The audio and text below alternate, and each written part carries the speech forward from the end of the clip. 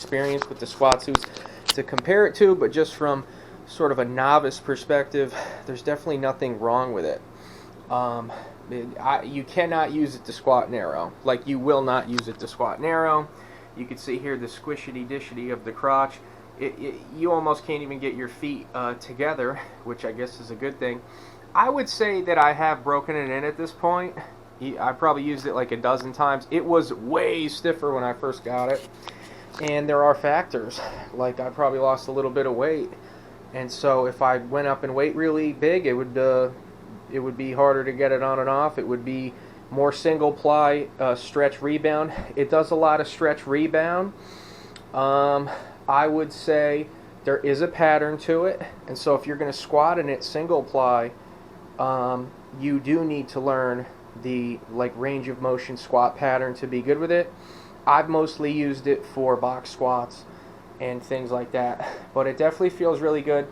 A lot of the pressure is not on your gut, it's not on your shoulders, but it will be in your hips. And so if you think that's a good thing, and that's where you like to have your belt lower and stuff like that, and this will provide you with extra stability. Yeah, I mean, if you got on like the spaghetti top workout shirts, you know, it's going to get lost in the sauce underneath these straps, and it might be cockeyed, and, you know, maybe that bothers you because you've got like a knot underneath it and it's pulling down on your shoulder. So I just try to adjust it and make it as straight as possible whilst I'm putting it on. You know, if you have any questions, put it in the comments. I can't really think of anything else to say about it. You know, how much maybe could we say that it increases your squat? It says about 100 pounds. I don't know about that. You know, I don't know about that, but maybe about 50 pounds. It might increase your squat about 50 pounds. That's what I could say for me. And